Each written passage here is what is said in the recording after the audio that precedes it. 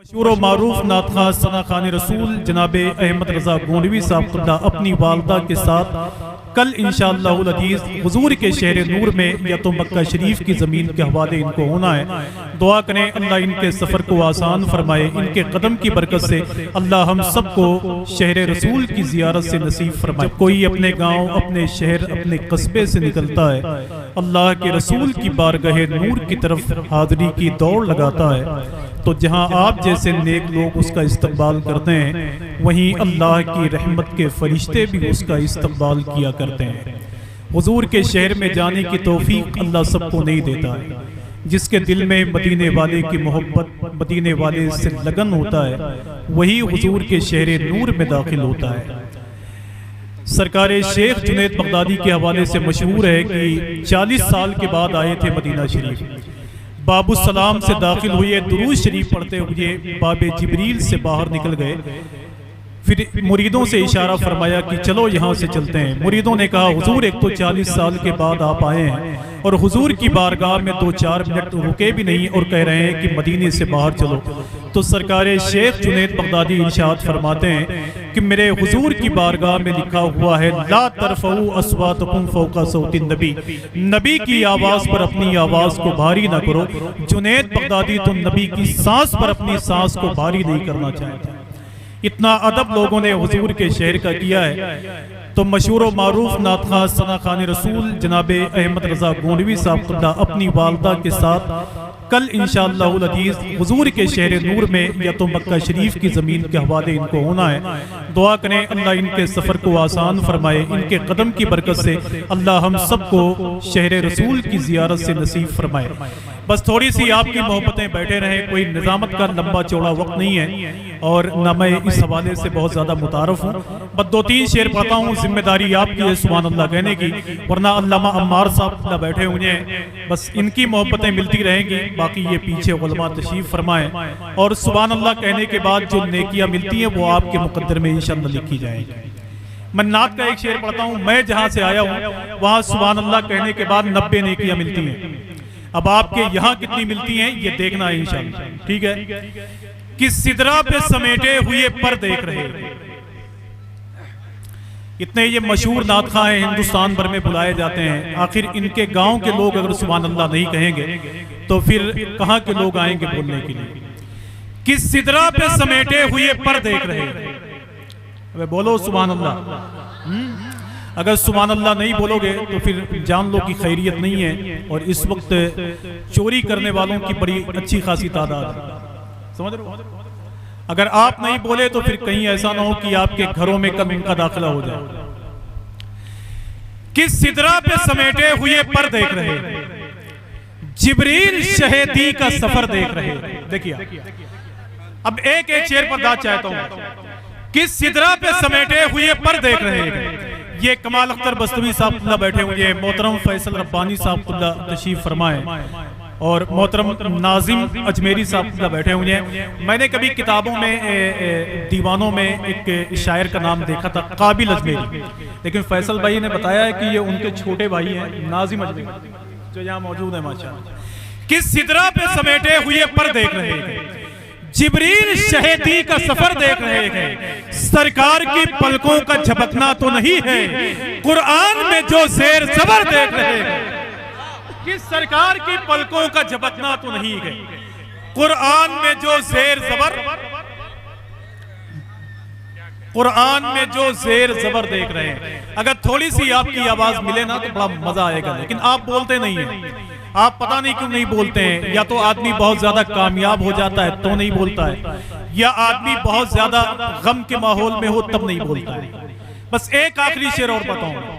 हुजूर के गुंबदे खतरा के ठीक सामने दो खजूर के दरख्त है।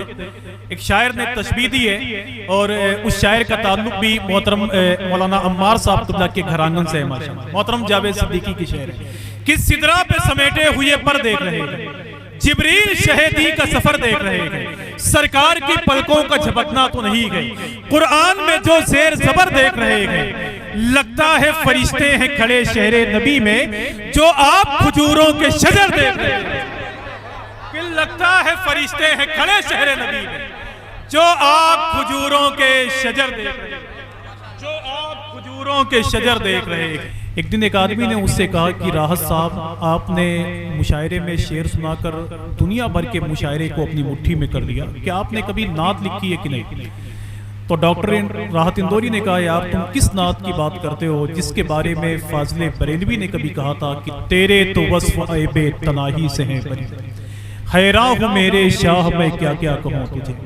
फिर राहत इंदौरी ने कहा, तुम किस नात की बात करते हो जिसके बारे में कभी नासिर काज़मी ने कहा था कि थकी है फिक्रे रसा और मदह बाकी है, वरक तमाम हुआ और मदह बाकी है।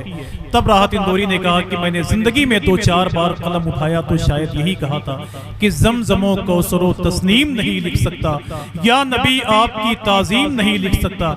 मैं अगर 7 समंदर भी निचोड़ूं राहत, आपके नाम की एक मीम नहीं लिख सकता। मैं अगर 7 समंदर भी निचोड़ूं राहत, आपके नाम की एक मीम नहीं लिख सकता।